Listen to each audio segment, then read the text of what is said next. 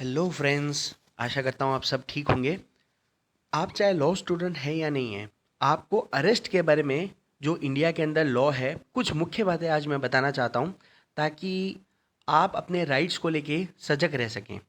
देखिए, सबसे पहले बात यह है कि अरेस्ट कोई पुलिस ऑफिसर कब कर सकते हैं आपको। अरेस्ट करने का जो उनका अधिकार होता है, वो दो टाइप के ऑफेंसेस के अंदर इसको मैं बांटता हूँ। देखिए, एक होता है कॉग्निजेबल ऑफेंस, एक होता है नॉन कॉग्निजेबल ऑफेंस।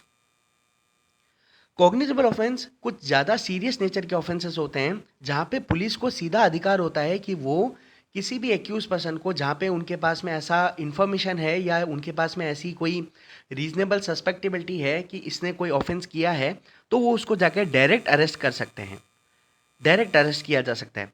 लेकिन नॉन कॉग्निजेबल ऑफेंसेस कुछ ऐसे ऑफेंसेस होते हैं जो कुछ कम ग्रेव नेचर के ऑफेंसेस होते हैं, जहाँ पे एक विक्टिम जो है वो अमूमन जाता है कोर्ट के पास में और वहाँ जाके अपनी बात को मजिस्ट्रेट साहब के सामने रखता है, और पुलिस जो है वो इन्वेस्टिगेशन जरूर कर सकती है, लेकिन यहाँ पे अरेस्ट तभी होगा जब मजिस्ट्रेट साहब का ऑर्डर होगा कि आप इस एक्यूज को जाके अरेस्ट करके लेके आइए, तभी नॉन कॉग्निजेबल ऑफेंस के अंदर अरेस्ट किया जा सकता है, नहीं तो जनरल क्राइटेरिया के अंदर नहीं किया जाता है। अब देखिए, अगर मान लो कि अरेस्ट कब कब हो सकता है, अगर पुलिस ऑफिसर के सामने किसी आदमी ने कोई कॉग्निजेबल नेचर का कोई ऑफेंस किया है, तो उसको डायरेक्ट अरेस्ट किया जा सकता है by the police officer without warrant. उसके बाद में सेकंड पॉइंट है, अगर मान लो कि किसी ऐसे इंसान, कोई इंसान है जिसके ऊपर ये आरोप है या कोई रीजनेबल सस्पिशन है या ऐसी क्रेडिबल इंफॉर्मेशन मिली है कि उसने कोई ऐसा ऑफेंस किया है जो अबव 7 ईयर्स का ऑफेंस है, अबव 7 ईयर्स का कोई ऑफेंस है, तो वहां पे डायरेक्ट अरेस्ट किया जा सकता है उस एक्यूज को पुलिस ऑफिसर के द्वारा, और यहां पे भी वारंट की आवश्यकता नहीं होगी। और थर्ड बात है, जो बिलो 7 ईयर्स का मामला है, तो वहां पे डायरेक्ट अरेस्ट अगर जरूरी है तभी करना होगा। अगर यहां पे अरेस्ट जरूरी नहीं है तो पुलिस ऑफिसर जो होंगे वो रीजंस लिखेंगे कि भाई क्यों डायरेक्ट अरेस्ट अलाउड नहीं, मतलब जरूरत नहीं है, और क्यों डायरेक्ट अरेस्ट जरूरत है। वो रीजन लिखने के बाद में उसको आगे प्रोसीड करेंगे पुलिस ऑफिसर। ये एक ऑनरेबल सुप्रीम कोर्ट का एक इंपॉर्टेंट केस है, Arnesh Kumar versus state of Bihar. उसके गाइडलाइंस के बेस पे ये प्रावधान जो है ये भारतीय नागरिक सुरक्षा संहिता के अंदर डाला गया है कि अगर मामला जो है वो 7 साल से नीचे का है तो डायरेक्ट अरेस्ट नहीं होगा। पहले एक्यूज्ड को, जिसके ऊपर आरोप है, उसको एक नोटिस सेंड किया जाएगा सेक्शन नंबर 35 भारतीय नागरिक सुरक्षा संहिता के तहत। वो इंसान को ये बोला जाएगा कि आप आइए, और वो याद रखना, ये जो नोटिस भेजा जाएगा ये हमेशा राइटिंग के अंदर होगा। ऐसा नहीं कि फोन पे बोल दिया कि आ जाओ, हमको आपको इन्वेस्टिगेशन करनी है, ऐसा नहीं। अगर आपको प्रॉपर तरीके से इन्वेस्टिगेशन करनी है तो पुलिस ऑफिसर को ये जरूरी है कि वो सेक्शन नंबर 35 भारतीय नागरिक सुरक्षा संहिता के तहत वो एक रिटर्न नोटिस भेजेंगे। वो रिटर्न नोटिस को लेने के बाद में एक्यूज जो है जब तक इन्वेस्टिगेशन के अंदर सपोर्ट करता है तब तक पुलिस ऑफिसर उसको अरेस्ट नहीं करेंगे, और जिस दिन एक्यूज ने उनको सपोर्ट करना बंद कर दिया, इन्वेस्टिगेशन के अंदर भाग लेना बंद कर दिया, उस दिन उनके पास में पूरा अधिकार होगा कि वो उसे गिरफ्तार कर सकते हैं। ठीक है, और उसके बाद भी कई चेकलिस्ट है, उसके बाद में उसको अरेस्ट कर सकते हैं।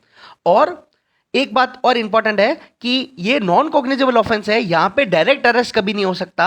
अरेस्ट तभी होगा जब मजिस्ट्रेट साहब का यहां पे ऑर्डर होगा राइटिंग के अंदर, मतलब जिसको हम अरेस्ट वारंट कहते हैं। अरेस्ट वारंट मिलने के बाद ही अरेस्ट किया जा सकता है।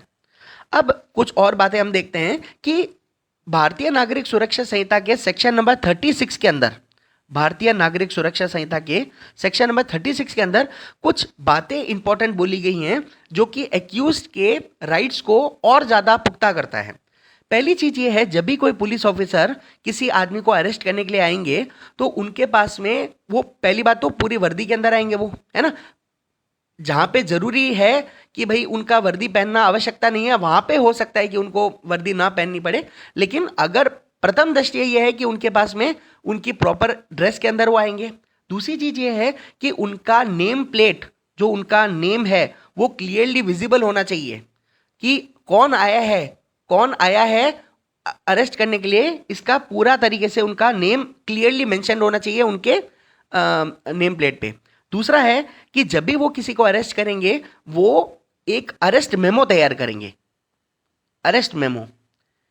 ये अरेस्ट मेमो में क्या होता है कि हमने इतने बजे इस इंसान को इस जगह से गिरफ्तार किया है, ऐसा एक मेमो तैयार करना पड़ेगा और ये रिटर्न के अंदर होगा और ये साइंड होगा। कौन इसको साइन करेगा? एक विटनेस साइन करेगा कि हाँ भाई सही तरीके से गिरफ्तारी हुई है और हमारे सामने ये गिरफ्तारी हुई है, इतने टाइम पे ये गिरफ्तारी हुई है, ऐसा एक विटनेस होगा। ये विटनेस कौन होगा? या तो कोई फैमिली मेंबर हो सकता है या कोई फ्रेंड हो सकता है। अगर फैमिली और फ्रेंड उस टाइम मौजूद नहीं है तो लोकेलिटी का कोई भी एक इंसान हो सकता है, मतलब जैसे अड़ोस पड़ोस का कोई भी एक इंसान हो सकता है, वो इस पे साइन करेगा। और अगर मान लो ये है ही नहीं तो उसको डायरेक्ट अरेस्ट करके और बाद में फैमिली को या फ्रेंड को या किसी नोन पर्सन को इंफॉर्मेशन देनी पड़ेगी कि इस इंसान को हम गिरफ्तार करके उठा के लेके आए हैं। ठीक है, उसके बाद में ये साइन किया जाएगा by the accused also. Accuse भी इसको काउंटर साइन करेगा। और जैसा मैंने आपको पहले बताया है कि अगर मान लो कि ये फैमिली फ्रेंड्स या लोकेलिटी वाले उस टाइम मौजूद नहीं थे और मान लो बाहर से उसको कहीं से गिरफ्तार किया है, तो बाद में उस पुलिस वाले की जिसने उसको गिरफ्तार किया है वो जिम्मेदारी होगी कि वो उसके फैमिली को, उसके फ्रेंड्स को ये सूचना दे कि हमने इस इंसान को इस ऑफेंस के तहत गिरफ्तार किया है। और बाद में जब उसको मजिस्ट्रेट साहब के सामने पेश किया जाएगा तो मजिस्ट्रेट साहब की भी ये ड्यूटी होगी कि ये चेक किया जाए कि इस प्रावधान का, प्रोविजन का उल्लंघन तो नहीं किया गया है, उनके राइट्स मतलब एनफोर्स सही तरीके से हुए हैं कि नहीं हुए हैं, ये उनको चेक करना बहुत जरूरी होगा। फिर उसके बाद में एक और इंपॉर्टेंट बात यहाँ पे ये आती है कि जब भी कोई पुलिस वाला अरेस्ट करेगा वो एक्यूज को उसके ग्राउंड्स बताएगा कि हम आपको क्यों गिरफ्तार कर रहे हैं। वो ग्राउंड्स बताने बहुत ज़रूरी होंगे। अगर ग्राउंड्स नहीं बताए तो ये एक इलीगल अरेस्ट मानी जाएगी और काफ़ी हद तक हमें ये बेनिफिट मिल सकता है कि एक्यूज को बेल मिल सकती है। फिर मैं आपको कुछ और बातें अरेस्ट के रिगार्डिंग बताऊंगा।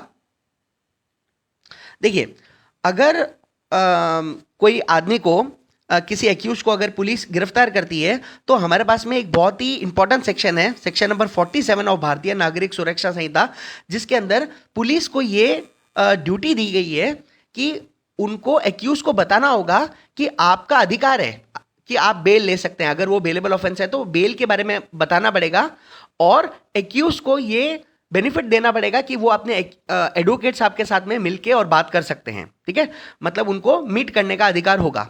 उसके बाद में एक बहुत इंपॉर्टेंट सेक्शन हमारे पास में आता है कि सेक्शन नंबर 43। सेक्शन नंबर 43 के अंदर ये बोला गया है कि कभी भी किसी इंसान को अगर पुलिस गिरफ्तार करती है तो उसको हैंडकफिंग जनरल इंस्टांस के अंदर नहीं किया जाएगा। मतलब हैंडकफिंग का मतलब होता है उसको पैर में बेड़ियां पहनाना या हाथ में उसकी हथकड़ियां लगाना, ये सब अलाउड नहीं है। क्योंकि देखिए जो एक्यूज्ड है वो भी एक्यूजन के स्टेज के ऊपर है, अभी वो कन्विक्ट नहीं हुआ है। दूसरी चीज ये है कि वो भी तो एक इंसान है, तो उसके राइट्स का भी तो हमको ध्यान रखना पड़ेगा। तो नो हैंडकफिंग अनटिल एंड अनलेस वो हैबिचुअल ऑफेंडर है। वो अगर हैबिचुअल ऑफेंडर है या उसने जो ऑफेंस किया है वो बहुत ही ग्रेव नेचर का है तो ही उसका हैंडकफिंग अलाउड होगा, नहीं तो हैंडकफिंग इज नॉट अलाउड। फिर उसके बाद में सेक्शन नंबर 43 के अंदर एक और बात इंफॉर्म की गई है हमें कि अगर कोई वुमन को गिरफ्तार करना है तो वुमन को कभी भी अंधेरे के अंदर गिरफ्तार नहीं किया जाएगा। मतलब ड्यूरिंग द डार्कनेस उसका गिरफ्तारी नहीं हो सकती है। डार्कनेस या अंधेरे का मतलब क्या हो गया? Before sunrise and after sunset.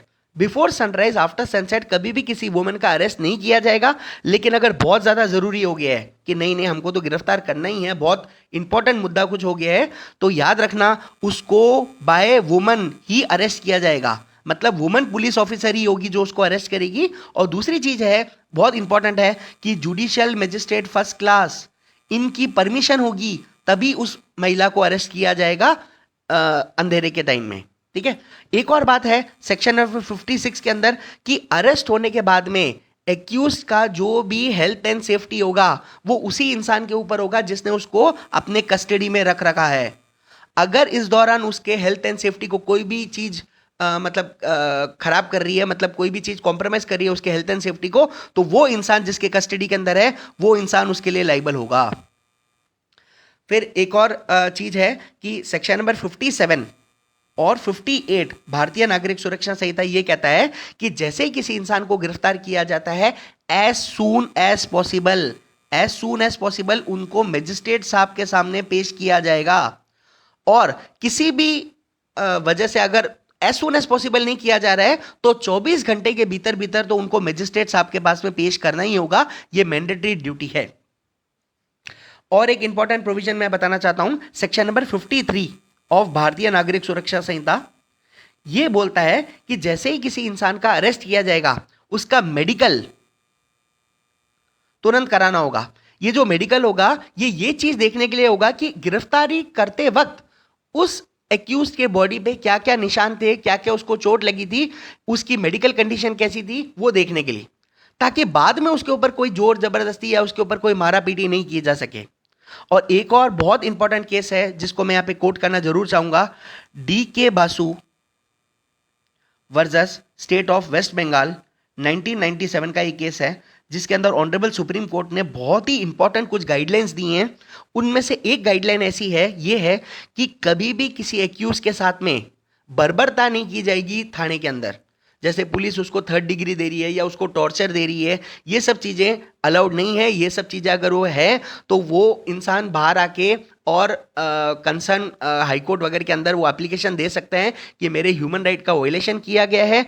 तो आप सब लोग सजग रहिए। अगर आप कभी खुदा ना खास्ता ऐसी सिचुएशन के अंदर पड़े तो आपको अपने सारे राइट्स पता होने चाहिए। इसलिए छोटी सी वीडियो मैंने बनाई है, आशा करता हूँ आप लोगों को ये अच्छी लगी हो। Thank you.